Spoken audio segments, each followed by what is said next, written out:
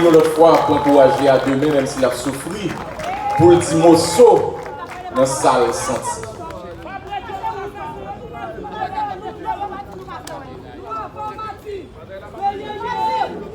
Merci, merci.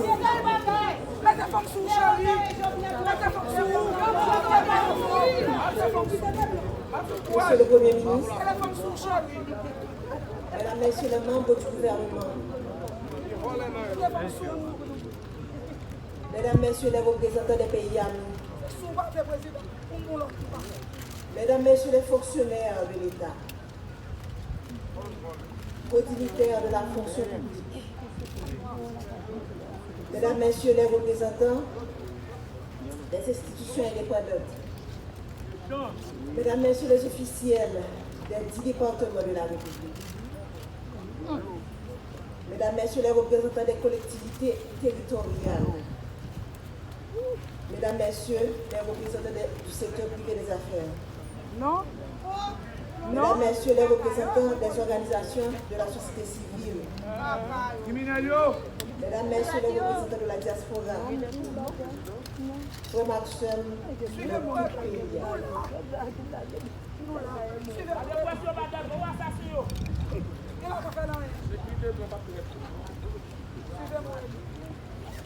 Au nom de toute la famille présidentielle, j'aimerais vous remercier du plus profond de mon cœur de votre présence parmi nous pour rendre un dernier hommage à mon mari Jovenel Moïse. La famille vit des jours noirs. Faire le déplacement jusqu'ici pour nous soutenir, pour dire au revoir à mon président, à mon mari, mon ami, le père de mes enfants, est une marque de sympathie qui procure force et courage à toute la famille et l'aide à surmonter ces épreuves. Quand j'ai rencontré Jo, cet homme qui allait devenir mon mari et le père de mes enfants, j'ai vu en lui un esprit brillant, inventif et créatif, un être passionné et déterminé, une personne sympathique, enjoué, doté de grand charisme, un jeune homme réservé, mais tellement généreux. Ce jeune homme m'a charmé et m'a séduite. Il a gagné mon cœur. Et depuis, nous avons décidé de construire un seul et même avenir. Nous avons choisi de ne faire qu'un seul et même être. Il est devenu ma chair et mon sang coulait dans ses veines. Il est devenu mon hymne et moi son orchestre. Ce jeune homme passionné, cet entrepreneur à succès, mon Jovenel Moïse, a toujours cherché à faire mieux. Pour avoir été longtemps une victime, il connaissait bien les vices de ce système pourri et injuste. Donc personne avant lui n'a voulu parler. Ce système auquel peu avant lui ont voulu s'attaquer.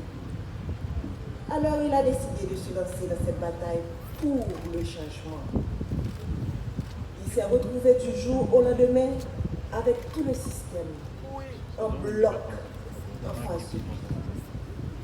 Il a été traité de tous les noms, sous l'anonymat des réseaux sociaux, derrière la toute-puissance des micros et la pointe des stylos vendus à prix d'or, cachés sous des titres ronflants dont il s'affole.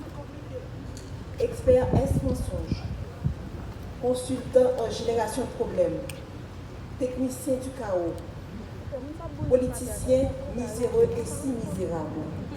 Chacun s'est voulu plus créatif que l'autre. J'entendais des adjectifs associés au nom de l'homme de ma vie et j'avais du mal à m'imaginer que la folie du pouvoir, la vulnérabilité économique, l'envie pouvaient conduire à autant de méchanceté. Mais on s'y était préparé. La famille savait que le combat de Jovenel Moïse nous vaudrait toute les turpitudes.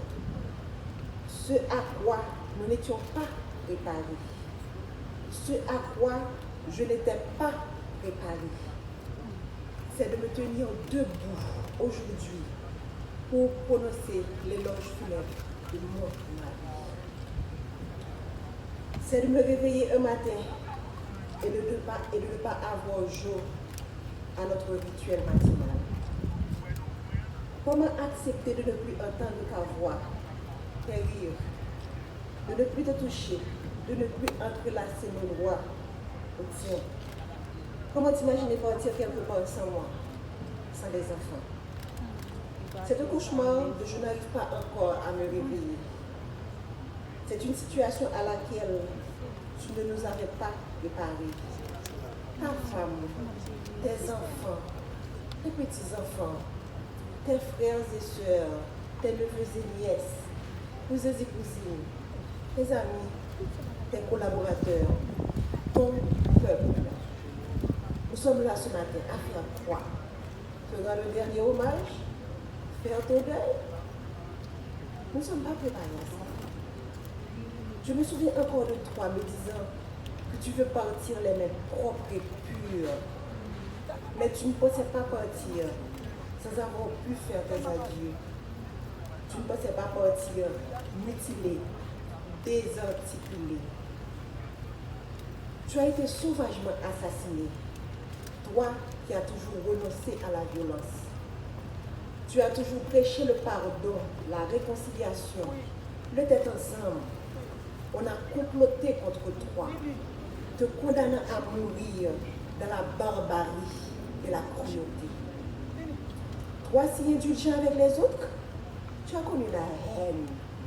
Ils t'ont jeté leur venin pour assassiner ton caractère. Toi toujours si loyal envers eux, tu as été abandonné et trahi. Ton assassinat a mis à nu leur haine, leur laideur et leur lâcheté. Quel crime as-tu commis pour mériter un tel châtiment? Toi dont le plus grand péché a été d'aimer ton pays, défendre les plus faibles, les plus vulnérables, les plus opprimés, les sans-voix, contre l'avarice des uns et la cupidité des autres. Est-ce que vouloir libérer l'État des griffes d'oligarques corrompus, est-ce un si grand méfait? Pourquoi vouloir électrifier son pays provoque autant de haine et de violence? Quand combattre la corruption est-il devenu un délit? Pourquoi vouloir démocratiser le crédit est un péché? Comment lutter pour l'égalité des chances d'accéder à la fonction publique est devenu condamnable? Chers et frères, haïtiennes et haïtiens, si vous croisez les bras, regardez les bourreaux, le sang ne cessera de couler. Aujourd'hui, c'est un moment. Demain, ce sera elle, ce sera lui, ce sera moi, ce sera nous. Les rapaces courent encore les rues. Leurs griffes et leurs peaux ensanglantées sont encore à la recherche de proie. Ils ne se cachent même pas. Ils sont là à nous regarder. Espérant nous faire peur. Leur sang ne s'est pas encore étanché. Mais Jovenel nous a montré le chemin. Il nous a ouvert les yeux. Alors, ne laissez pas se verser en vain le sang de notre président. Crions justice. Crions justice. Crions justice. Nous ne voulons ni vengeance, ni violence. La violence amène la violence. Répétez souvent le Nous ne céderons pas non plus à la peur. La peur engendre la peur. Disait-il toujours. Nous allons les regarder droit dans les yeux, comme Jovenel Moïse les aurait fixés. Et nous allons leur dire, c'est taxé. Jovenel, mon amour, mon compagnon, mon ami, mon autre moi, que vais-je devenir sans toi? Comment me résoudre à vivre sans toi? Ces pleurs qui inondent mon cœur, ces larmes dans lesquelles mon âme se noie, que viendra dire je ne peux pas te faire mes adieux, alors je te dis au revoir un jour. Pas avec tout l'amour que je te porte, les valeurs que tu as inculquées à tes enfants, à moi, à la jeunesse de ton pays, continueront d'exister de génération en génération. Pas en paix, mon cœur, pas avec le sentiment du devoir accompli. Laisse ton amour se reposer en paix. Nous nous chargerons du reste.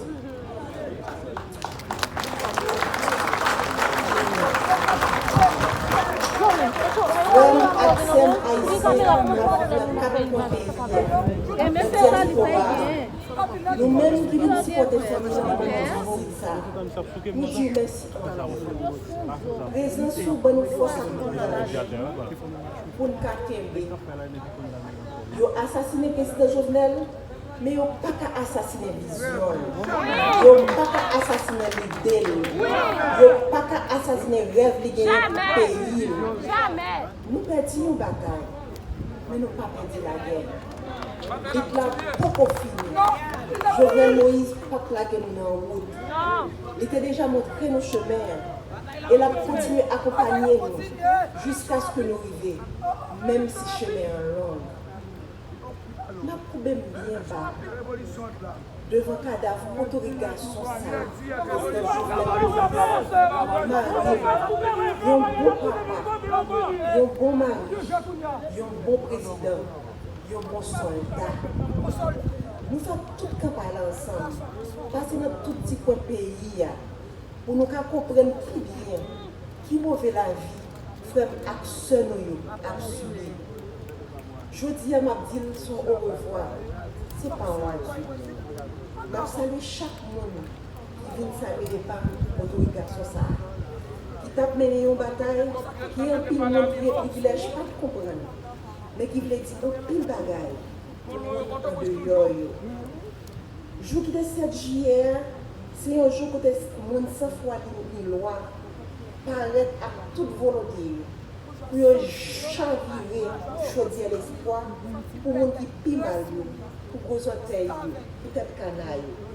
Les gens qui ont commencé à prendre l'espoir en développement parce que la route a fait pour la caille, poteau a pété, courant à bail, pour le soleil a installé pour pouvoir payer le jour 7 juillet, les gens ont planifié pour couper le souffle. Ça ne pas rendre compte qui mal a fait pays, qui mal a fait le monde Haïti, qui mal a fait diaspora. Moi, je connais pas de jamais les politiques. Pas de gens qui veulent entrer dans la politique. Moi, je toujours voulu un changement réel. Ou tu toujours voulu la vie meilleure pour sa petite pauvre. Moi, je ne pense que petit changement ça, pour te faire, tu peux mettre ménager toute famille, tu peux mettre ménager tout peuple. Moi, je pense que route, l'eau courant, qui c'est base développement, tout peuple sur la terre gagne, qui c'est base développement. Et que tout peuple sur la terre doit gagner, tu as mettre nous dans le chagrin éternellement. Où tu toujours voulu pour rester cochon, petit cochon.